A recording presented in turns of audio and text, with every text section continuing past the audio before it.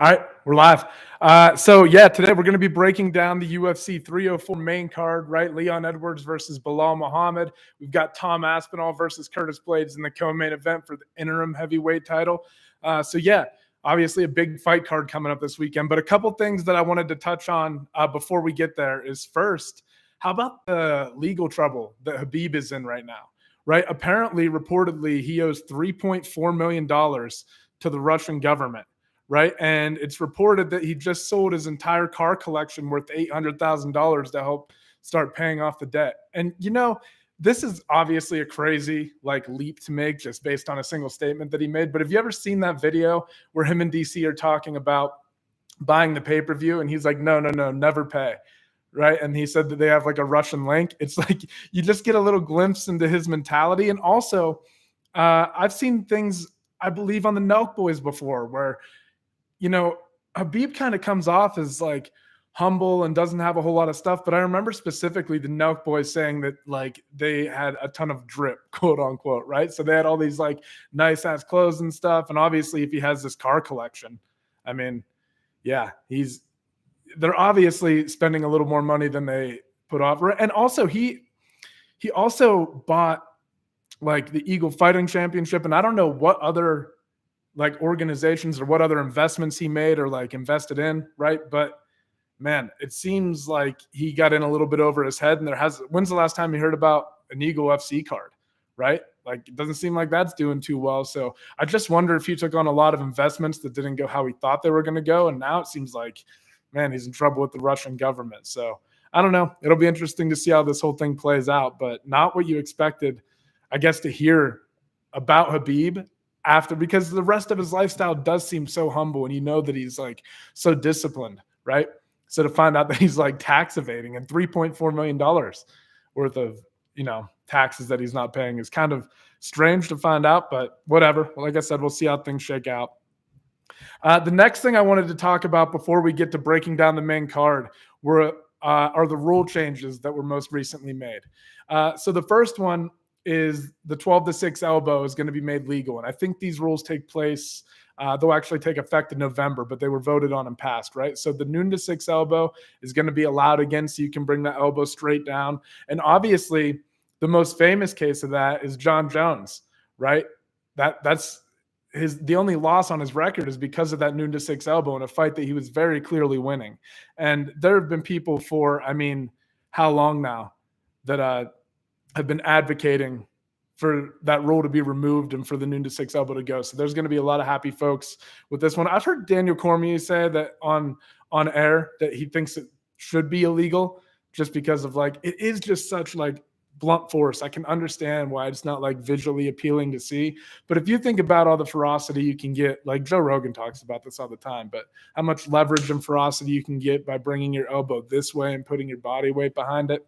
I don't know. There is something, in my opinion, though. I do see DC's point about just that blunt force trauma. I feel this I'm not so obviously if you're watching MMA, you're oddly a fan of this violence, right? You're waiting to see these people get knocked out or submitted or whatever, and if the fight is exciting and they're going back and forth, but at the same time, I'm rules being in place, you always hear the discussion about elbowing guys in the back of the head and shit like that. If you take their back, and you can make the argument too that if you throw a head kick, it wraps around and hits the back of the head. But in my opinion, it's about the line of sight, right? You have a direct line of sight at the back of the person's head where they have no chance to defend and you can throw elbows. Whereas if a head kick wraps around the back of someone's head, at least they're facing you and they have a chance to defend for that, right? So there are certain rules in place that I think are there for a reason and that I think could result in more devastating injuries if they weren't in place, right? But I'm not so certain the noon to 6 is one of them. And it's going to be interesting to see how this plays out because people are obviously going to utilize it, right? Is it going to be, if the argument that this is more powerful and more effective, you would think that people are just going to keep throwing their slicing elbows. So we'll see how the noon to 6 comes into play, though. We'll see how often it's used, if there's effectiveness, right? If it is deemed to end up being too dangerous. But if your argument is that this is more powerful and effective anyway, I would think that most people are just going to use this anyway, right? But I don't know. We'll see. It's probably good overall that it's banned. It's one more technique that fighters can use. But the most important one, and one that I definitely agree with, is the rule changes they made to a down fighter, right? So you can't just be, if you're like on your feet, you can't just put a hand or both of your hands on the mat anymore, right? Like it has to be a knee that's down or another part of your body other than your feet, right? And you will see guys so often they get caught in that position, like that front headlock position, and they just throw their hands to the mat. And then the guys are trying to like lift them up off the mat and time the knee, and it results in these. You kind of saw that in the Arnold Allen versus Evloev fight, right? Allen fights this weekend. That's a good example of it. But I like that if you're in a vulnerable position like that, you should be able to take advantage of that, right? And again, line of sight, you're facing your opponent. Granted, your head's facing down, but you're at least facing them, right? And I just think it is such a cheap way to get out of being in that bad position. Like you should have to have a little bit more urgency and find a different way out if a guy can knee you in the head. Knees on the ground, I don't know. I feel like you're actually more well suited to like kind of like cover up and bring everything in tight with the knee on the ground.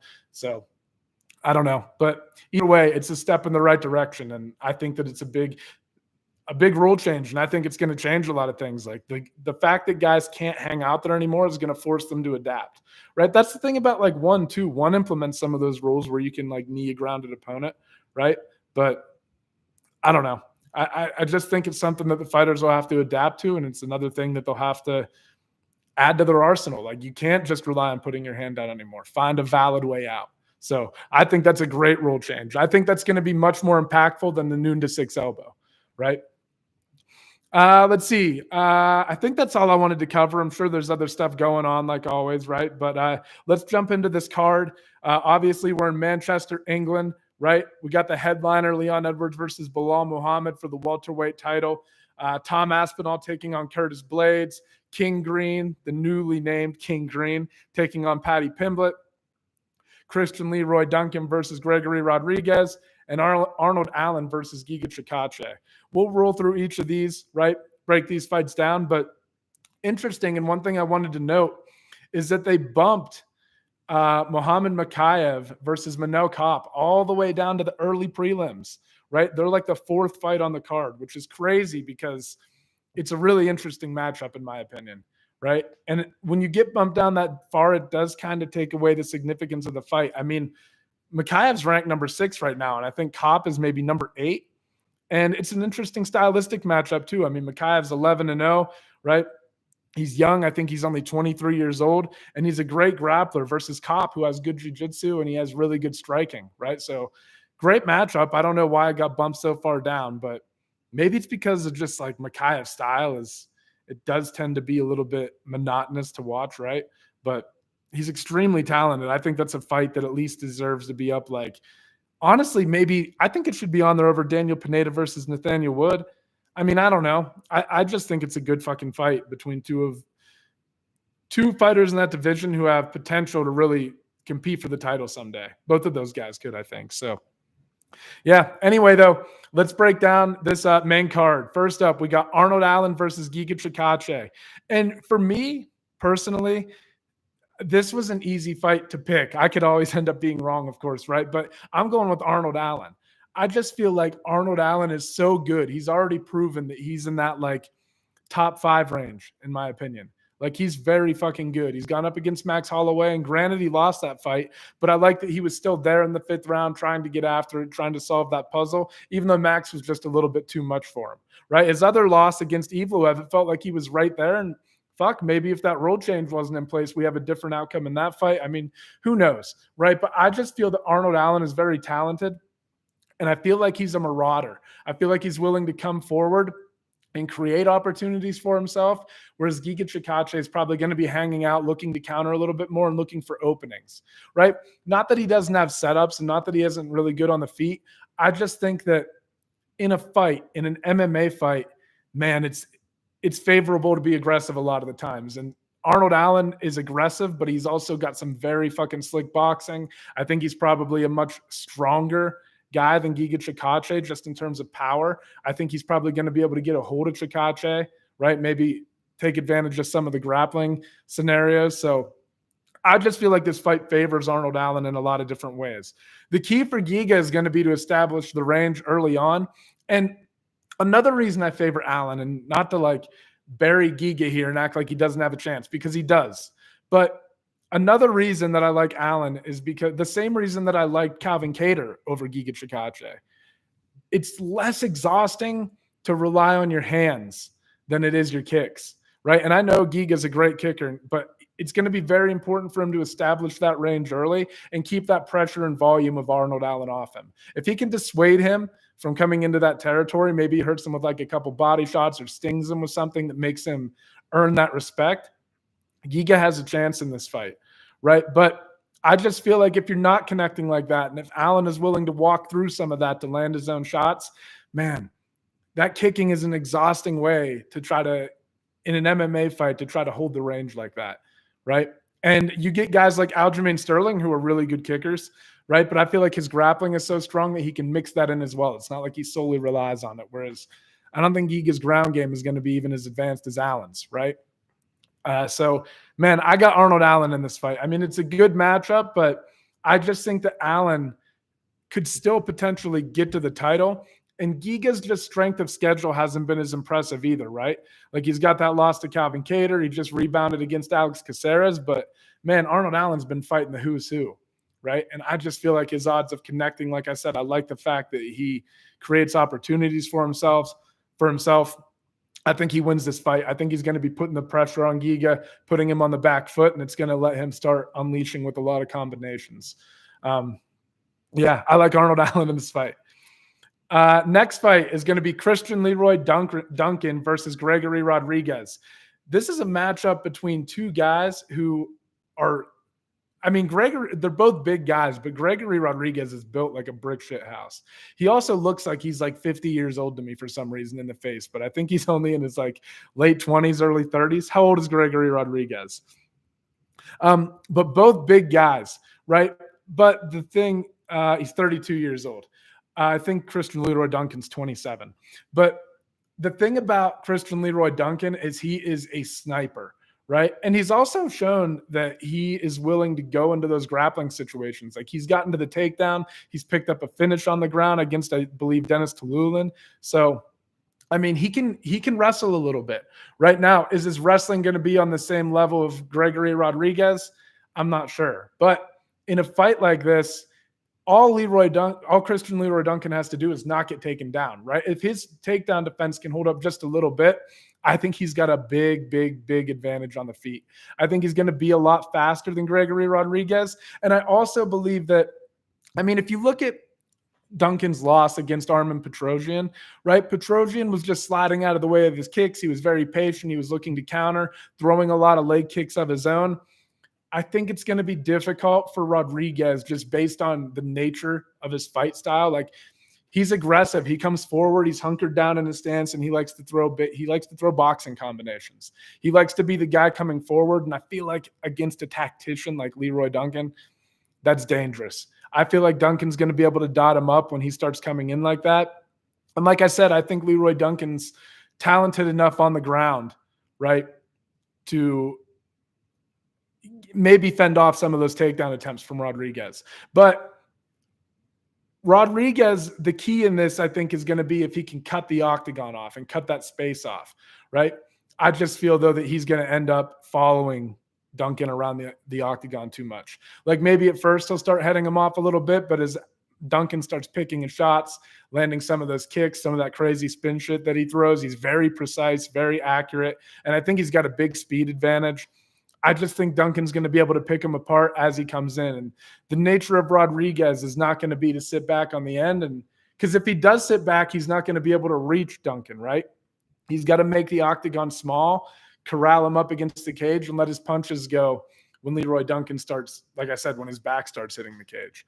So interesting matchup here. Rodrigues could pull that off. Maybe I'm wrong. Maybe he'll go out and head the octagon off very well, cut Duncan off, land big shots when he needs to, mix in the takedowns, and he just overwhelms Leroy Duncan. But I think Christian Leroy Duncan is very, very talented on the feet, and I think he gets the job done in this one. I just think it's going to be so dangerous for Gregory to wade across the space that he needs to in order to get to Duncan.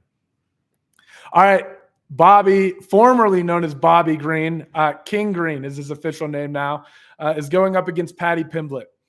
This fight is one that I've gone back and forth on, because if you watch Paddy's fight against Tony Ferguson, his striking had improved, but man, he just has a tendency to hang that chin up in the air. And even Tony was landing on him at some points, right? So I don't know, man. I feel like on the feet, Bobby has a really big advantage. And also, you can't forget, man, Bobby can wrestle. Bobby can grapple. I say this all the time. Like, people think about his boxing and his head movement and his like implementation of the Philly shell, hands down low, just pop shotting you, hurting you with combinations. You think about all these things and you forget how well-rounded King Green is, right? You forget how well-rounded that motherfucker is. He can wrestle. He's got good jiu-jitsu. The guy can do it all. He's a real problem, man. I mean, he really is. And he's got the hands that are going to give Paddy some pause on the feet. Now, one thing I did like, see, we brought up Aljamain Sterling earlier. It's kind of coming up again. Paddy was very kick heavy in his fight against Tony Ferguson. And I don't mind that at all, because he's so talented on the ground. Paddy Pimblett is very good on the ground, right? When he gets there, he can finish anybody, I think, if he gets to their back. He's very fucking solid. He's got good attacks from there. And, you know, the question is, can he get it there? But I think that if he can keep that, he's such a long guy too. He's going to be bigger than King Green, right? So if he can reach out and just stab him with kicks over and over and over again, who cares if Bobby takes you down? That's almost where you want to go if you're Paddy, right? So those kicks are like a great way for him to establish the range and not have to sacrifice his chin in the boxing exchanges. Because when he has to do that, I think he gets tagged a lot. And he's pretty young, so he can eat some of those shots. But man, against a guy like Bobby Green, I don't know if you want to be doing, man, King Green. It feels so weird to not say Bobby Green. But against a guy like Bobby, I don't know if you want to be trading in the pocket like that. So I think if Paddy comes out kick heavy and he can just kind of annoy Bobby and keep him at the end of those strikes, it might open up some opportunities for Paddy to get the fight to the ground, whether Bobby forces it or not, whether he catches that kick, tries for a takedown of his own, or whether it leads to things opening up for Paddy to shoot. I don't know, but the way he strikes, I know that he's made improvements and he did land some strikes on Tony, but he also got tagged by Tony quite a few times. And it's honestly just because his chin is hanging up in the air.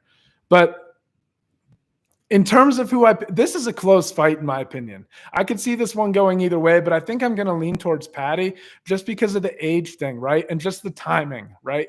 I know that on paper, Bobby outboxes him, he outdoes this, but sometimes it's just the momentum of how things are going. And I just feel like Paddy's going to pick up the win. I just feel like we're kind of in his time right now. It's not that he couldn't lose, but I think we're going to see him come out motivated and rely on that kick-heavy approach, have some success, frustrate Bobby at a distance, and just rely on maybe being like a little bit younger, maybe stronger than Bobby Green. So I got Paddy in this fight. Next up, Tom Aspinall versus Curtis Blaydes for the interim heavyweight title. Tom Aspinall is a fucking problem. And he really does. You hear all these like things said about him. He moves like a lightweight. He does all this, he does all that. He has power, his hands, and it's all true. And you know what? What makes me nervous in this fight? Curtis Blaydes trains downtown Denver, right? So it's very hard for me to pick against him. But one of the things that makes me nervous is that Aspinall can wrestle too. And it's not just that he can wrestle, it's that he's so threatening and powerful on the feet and fast that he's level changing, he's moving a lot, he's drawing you into things. I think it's against a lot of these bigger guys, it's easier for him to start timing those takedowns. Now, is he going to be able to do that against somebody like Curtis Blaydes, who has a strong wrestling background? Man, I don't know, but Almeida was able to do it to Blaydes for a round, right? So I just feel like, man, tough for me to do. But if I'm being honest with you guys, I just think Tom Aspinall he's the guy right now, right? And if you look at what he did to Pavlovich, it's like, damn, that's maybe the fight where you thought Pavlovich, you knew they both had crazy knockout power, and he just went in there and fucking starched him, right? And not to do MMA math, but Pavlovich knocked out Curtis Blaydes. So, yeah, I don't know. It just feels like it's Tom Aspinall's time right now. And if he wins this fight, it's going to put a little bit of pressure on John Jones to defend against Aspinall after he fights Stipe. But don't you kind of feel like John's going to beat Stipe and just dip? Not to write Stipe off like that, but if I'm just being honest, I feel like he's going to beat Stipe and just dip. So I don't know. This feels you can't say that it feels like the actual heavyweight title because it doesn't as long as John Jones is in the mix, in my opinion. Say what you want, but Tom hasn't beat John, right? I don't care. It's John Jones. Like, I don't know what else to say. And I understand that John's never beaten Ngannou, but I don't know. John's just done so much more in the sport, and he feels like the legitimate champion right now, despite, and it's strange because you think about what Anthony Joshua did to Ngannou, and does that take any kind of, what does that take off of the matchup between him and John potentially? I mean, probably not, to be honest, but in my opinion, it does diminish things a little bit, right? So anyway, long story short, I got Aspinall on this one, but the key for Curtis Blaydes is going to be he's got to keep his hands up, right? Got to stay disciplined there. And, another thing that I wanted to talk about where Curtis Blaydes really might have an advantage in this fight is that Blaydes is he has a lot of advantage in 5-round fights. He's gone the distance before. He's gone 5 rounds, right? So he knows what that feels like. So if he can, Tom Aspinall, I don't believe has ever gone past round 2, right? Like every fight that he picks up is a finish. So if Blaydes can just be patient, maybe you see a bit of a boring fight from Blaydes in rounds 1 and 2. And then when Aspinall maybe starts getting a little bit tired, because Aspinall likes to move a lot. And I don't know, how does all that movement start to translate in the 3rd round? So if Blaydes can start to wait him out, you might see him come on strong in the 3rd, 4th, 5th round. Because I don't care. You'll see smaller guys bounce around who move like that they tire out. So can Aspinall do that for 5 rounds, 25 minutes? Can he keep moving like that? What does his takedown defense start to look like? What do things look like when he's not, able to jump in and stab you with those quick-ass shots? We're going to find out. I think we get a lot of questions. As long as another freak injury or something doesn't happen in this fight, I think we're going to get a lot of questions answered about Tom Aspinall this weekend. But like I said, talking about that timing thing, man, with Paddy, it just feels like we're in the Tom Aspinall era right now. So I'm picking Tom, unfortunately. My bad, Curtis, but going with Tom Aspinall. All right, on to the main event, the welterweight title between Leon Edwards and Belal Muhammad. Say what you want about Belal. He's the most deserving guy in the division of a title shot, right? He's on a 9-fight win streak right now. Actually, yeah, how many? 4. Yeah, 9-fight win streak, and then he had that no contest with Leon Edwards mixed in the middle, right? So this is a rematch. Last loss was against Jeff Neal back in 2019, and just going through and watching Belal's fights, man, I don't know what else to say about him other than he's gritty. He's always there, and he always finds a way to win. And if you look in the Sean Brady fight, you might have thought, he's going to maybe go in, try to out-grapple Sean, out-wrestle him, but he found an advantage on the feet, realized that he could eat a lot of those big shots coming back from Brady, and just kept pouring it on him until he got the finish. He's also, I'm not saying he's got the best or like the best hands in the world or that he's lightning fast, but the motherfucker can box. I mean, he really can. He dips his head off. He comes over top with the right hand well. He also mixes in his kicks really well, right? He'll switch off to southpaw and throw that rear kick to the body like he did against Luque over and over and over again. And he's competent in the clinch, right? He can take guys down up against the cage, but I really feel like he does a great job out in open space. He lures guys into things, and he just has really good timing. The question is he going to be able to pull that off on a guy like Leon Edwards, for example, right? Who is constantly throwing feints and who's probably going to be the one dictating the range and everything on the feet. And if you go back and watch Leon versus Belal 1, Leon hurt Belal in the first round. Leon was actually the one engaging in the clinch and pushing Belal Muhammad up against the cage. So I don't know, is Belal going to be able to implement those things? But the thing that gives me pause in picking Leon, like I said, is not that Leon isn't gritty. He is. Like, to come back and do what he did against Usman in the 5th round, that's one of the craziest performances ever, and one of the greatest the greatest comeback in UFC history, in my opinion, especially if you consider what was on the line. But, man, I just feel that Belal finds a way to win. He does. He just finds a way to win. He will find some path to get there, right? He's, like I said, he's really good at getting to the takedown in open space. He lures guys into things. He's got better boxing. He can fight you while he's pressuring you forward. But look at the Luque fight. Not to keep going back to that same fight, but Luque had Muhammad on the back foot the entire time. And another thing, We mentioned in the Sean Brady fight, he ate some big shots. We mentioned in the Luque fight, he ate some big shots. He has a good chin. Like, he will eat some of the shit that you're throwing at him and just keep coming forward and staying in your face. So Belal Muhammad is a problem, man. People who are writing him off in this fight are not giving him a chance, are not being honest about his skill set and just how big his heart is. He really goes in there and he just fights, man. He just finds a way to fucking win. He's always there. That being said, I go back and forth. This is a tough fight to pick. I think the odds should be a little bit closer than they are, to be honest. I do think Leon has a big advantage on the feet, though. And I think that in order for Belal to start mixing things together, he's going to have to find a way to invade that space, right, and get close to Leon. And I don't know if Leon's going to let that happen, right? Maybe as the fight starts to wear on, Belal starts to find an avenue to success. He starts getting combos going. But I just feel like Leon always keeps you guessing. He's got those feints going. He fights really well in the clinch. And I think he might be able to stifle some of the momentum by pushing Belal up against the cage and making him fight there and showing him that he's willing to fight there. He did it with Colby Covington. He did it with Usman. He's been in this situation over and over again, right? That's another thing you just can't discount is Leon's like championship level confidence. Once you get the belt and once you've defended it, right, there's a big advantage in that, I feel. And yeah, I think honestly I'm leaning towards Leon in this fight. I just think he has way more weapons on the feet. I think it's going to be complicated for Belal to get to those takedown attempts. And if he does, Leon's very good on the ground. I think he'll work his way back up through the feet. And I just think that he's the one more likely to control the striking exchanges. I think Leon can fight moving backward and forward as well.